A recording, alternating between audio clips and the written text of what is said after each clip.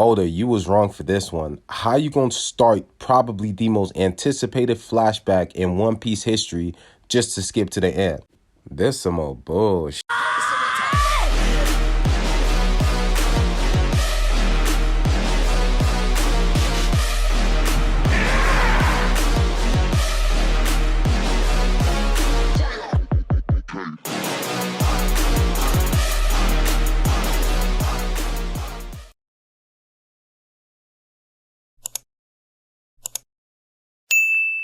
What up, y'all? Back again with another video. We have a One Piece 1096 chapter review. I put a lot of work into this video, man, so I'll appreciate it if y'all hit that like button and if y'all hit that subscribe button. Let's get this video up to 50 likes. And if you're a true One Piece fan, you gonna watch this video. This chapter literally sets the pieces for the most anticipated flashback in One Piece history, God Valley. When the flashback of God Valley is shown in its entirety, it will be the most insane flashback ever. The key players we have: the Roger Pirates, the Rocks Pirates, Prime Garp. And the thing is that we're not talking Garp as in Galaxy Impact, I destroyed a whole town in Hachinosu, but I'm kind of lacking from my previous days type Garp. We talking Garp in his prime. This man is going to be crazy. We also have God's Knights. So we don't really know the extent of the power that God's Knights actually have, but the fact that they've been left in charge of protecting the Celestial Dragons, you can tell these dudes are ready to square up. Garp's never cared about the Celestial Dragons, even when they were telling him that things were going down at God Valley and whatnot. This man literally packed his bags and said he was en route the moment he heard that Roger was on his way there. Thank you for 2.1K. We moving.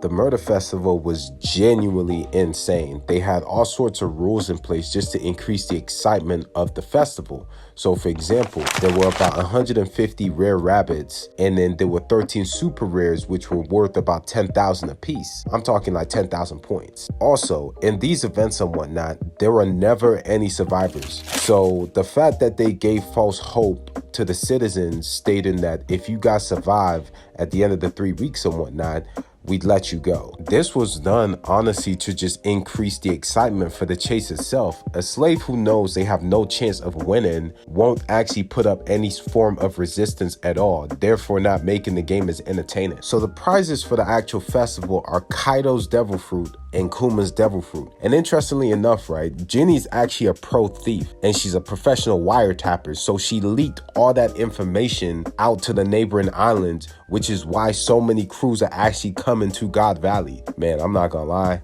that was genius. The whole point of the plan was for them to use the chaos of the situation to escape. The Rocks Pirates finally pull up to God Valley, and I'm not gonna lie to you, you see the heaviest hitters: Kaido, Big Mom, Whitebeard, Shiki. We even see the old lady from Amazon Lily, I forget her name, and Stussy's actually a Rocks pirate too. I think one thing that is interesting, right, is that we don't actually see Rocks himself. He hasn't actually been revealed. I feel like he'll definitely get a reveal though. Also, the Roger Pirates pull up and the Navy pull up all at the same time, and they're all coming from different directions. So at this point in time, it feels like they're just in a four-way deadlock, like there's no way out.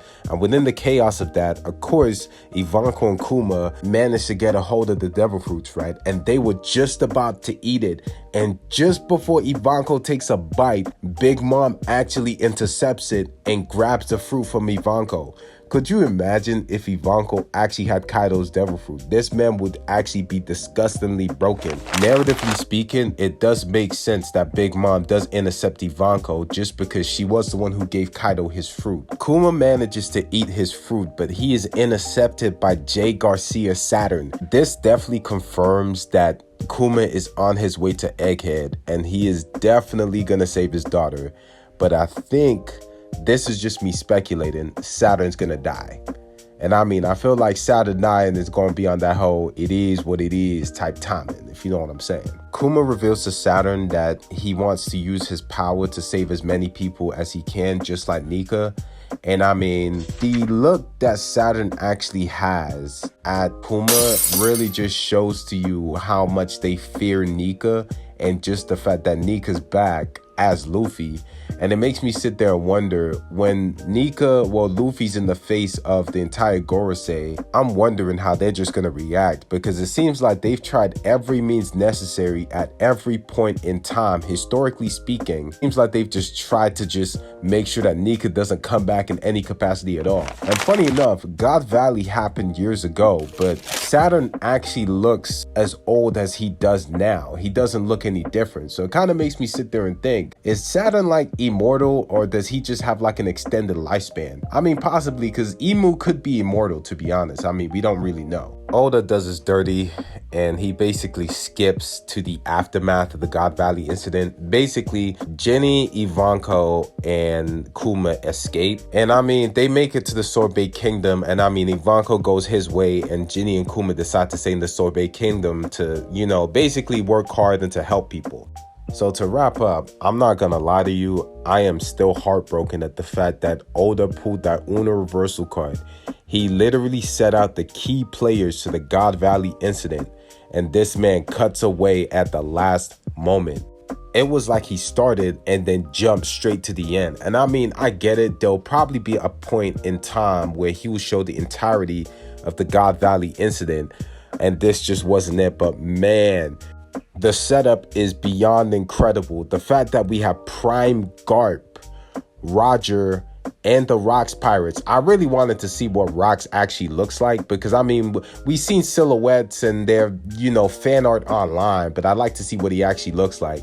And, you know, it really kind of gives us better context for just the relationship between Jay Garcia Saturn and Kuma, when you think about it. I mean, now Saturn's actually gone after Kuma's daughter, and of course it makes sense for Kuma to now intervene, which is why he's just rushing towards Egghead right now. I'm definitely wondering how Egghead is definitely gonna wrap up. I really think that Saturn is gonna die, but to tell you the truth, I think it would be a little too early for a Gorosei to die. That's the thing, because it wouldn't make sense to put in all that work to build up so much suspense about a Gorosei member, especially establishing his strength. Think about it, right? This man had a whole summoning circle. You would have thought he was Exodia. And then he came out the circle, and he's using this mysterious power where he's staring at everybody, but they can't move. I feel like this is like another type of hockey. I mean, I think the Straw Hats have like another power-up to go through before they're ready to take on the Gorosei. But, I mean, honestly, there are so many questions right now. My mind is going crazy. But honestly, that's all for me. Like, comment, subscribe, and I'll holler at y'all later, man. Peace.